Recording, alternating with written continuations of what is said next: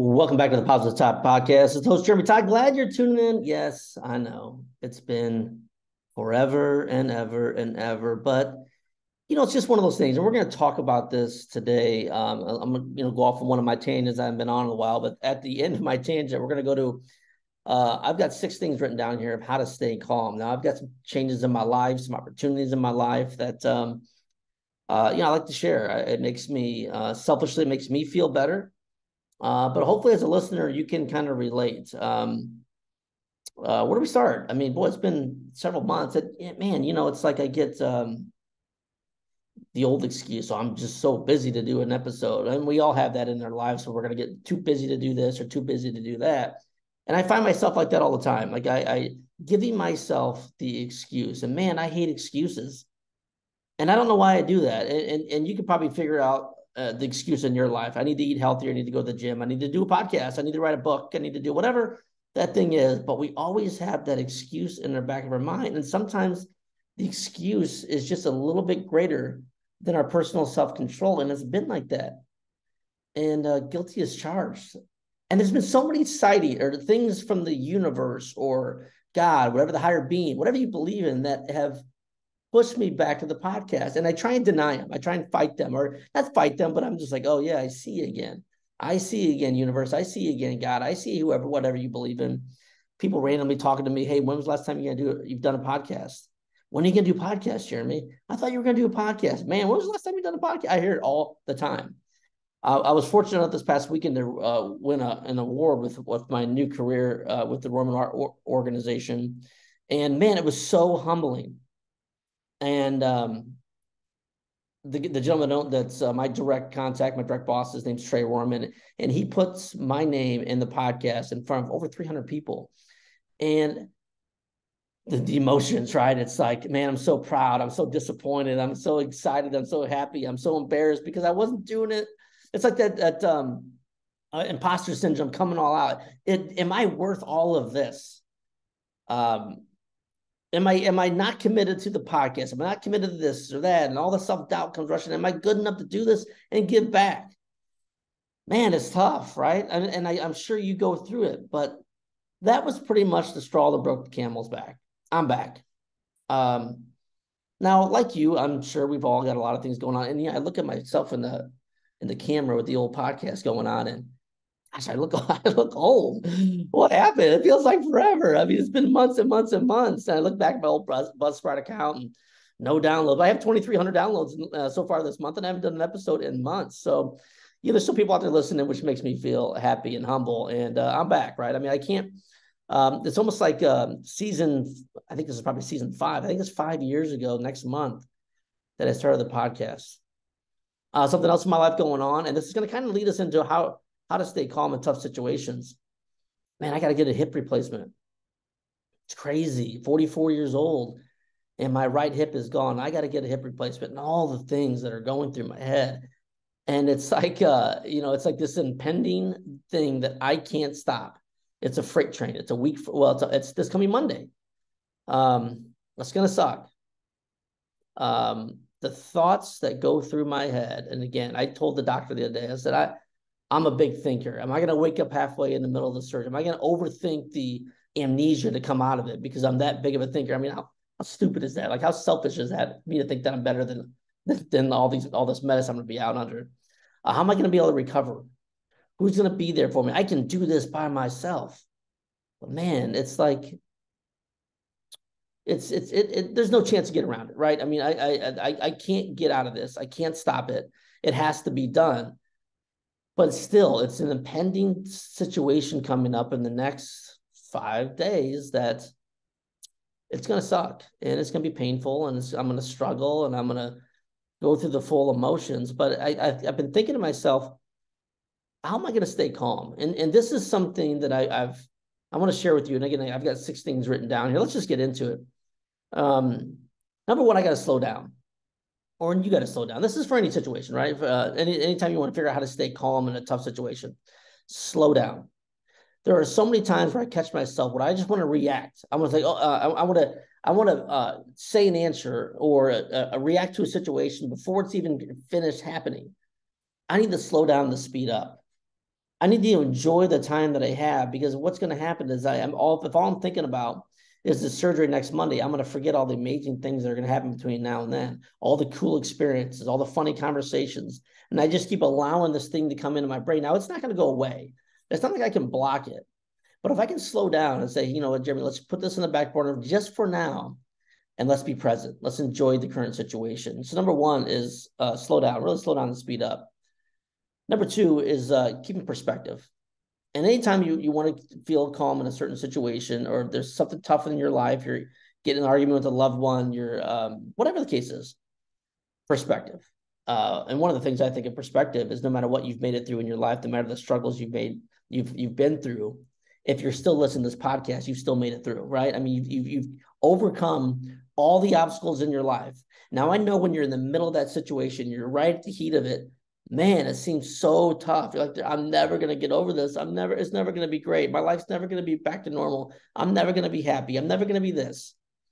But if you take and look at perspective in your life and look at the good things, sure, we're going to remember the bad things. I get it, because our brain is just etches those things in our memory. But we got to understand we've made it through it all. And no matter where you are in your life, no matter what you're struggling with, whether it's your career, relationship, if you're struggling with depression, we talked about my struggles with depression and anxiety a jillion times on the show. I've made it through it all. Maybe I'm better and stronger than I think I am. And that's really the perspective I want to pass on to you. And no matter what you're going through, no matter how tough it gets, you've gotten through it all. And you know what? You're going to get through this as well. And I'm going to get through my surgery as well, right? I mean, I got to keep perspective of that.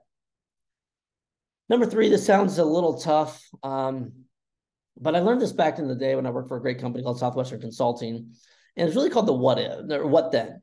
So, and essentially, I'm going to butcher this, but you think about the worst case scenario, and then you say, okay, well, then what? Excuse me, then not what then what? Well, hey, Jeremy, you're gonna, there's nothing you can do. Your hip's out. You got to have surgery. Okay, well, then what? Well, then it's gonna suck, and I'm gonna be on my bed or my couch and struggling, and bleeding, and bitching, and complaining, and all that shit, all that good shit there. And then what? Well, I'm gonna try and get up. I'm gonna be on a walker, and then I'm gonna be struggling around the house, and then it's gonna be tough to go to the. I mean, TMI, but go to the bathroom. I don't know what any of this stuff looks like. But then what?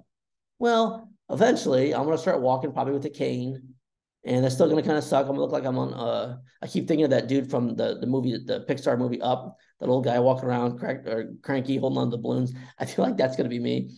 But then what? Well, then it's gonna start getting warmer out, and springtime is gonna be here, and I'll ditch the cane. I'll be outside walking around. Maybe a little bit of pain still here and there, maybe a little stiff. But then what? Then I'm going to be getting back to my normal life. I'm going to slowly but surely forget about all the tough times, all the struggle, all the night I can't sleep. I go to the hospital, I'm so nervous and scared. But that stuff will get less and less and less. And then I'll have that perspective. If you go back to number two, perspective, things are going to get better. The old then what case is a great opportunity to really work your way through these tough situations. Number four, I kind of mentioned the plan ahead. Now, I can worry about and think about right now, but really in springtime, my golf game is going to be A1 tight. I mean, I can't wait for it. I can't wait to ride a bike. I haven't been able to ride a bike all year because my hip's been so jacked. Man, it's going to be nice to be able to actually go out for a walk and not get exhausted, tired because my hip hurts so bad, or my hip popping out of socket. I mean, I'm gonna be able to go for a run if I want to. I mean, be able to ride to my bike with the kids. I mean, that's the vision that I'm going to have in my head to help me get through this tough situation. Number five, the thing that helps me stay calm is extremely important for me, is sleep, meditation, and breathing. I mean, those three right there, I can't stress how important those three things are. Now, I hear people say, well, I get up at 4 a.m. and I'm up till midnight the next day. Well, that's cool. And you know what? It's admirable. And I'm not sure how humans can do that. I can't do it. I need my sleep. So I love when I want to stay calm and I'm all jacked up and stressed out. What I do is I lay in my bed, meditate as long as I can, but really focus on my breathing. In through my nose, out through my mouth, in through my nose, out through my mouth, or in through my nose, out through my nose, and let everything just slow down. And then all of a sudden you're like, okay, I can kind of get a little bit more calmer. This isn't going to wear me out. My anxiety is going down, but you have to be intentional about these things. You can't just keep running around. Like you got to think to yourself, like, what do I need to do to calm down? And again, go through some of these things. but sleep, meditation, and breathing. And number 6, this is one that's really tough. But I'm very bullheaded, but this is one I love the most. Number 6, and again, it's how to stay calm. Is set yourself up as the example.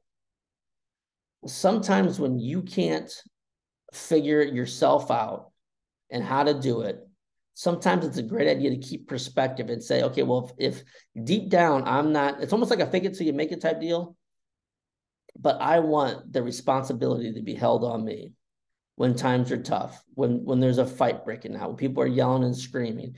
We need that person to make sure that they stay calm, and you lead by the example. It's not easy.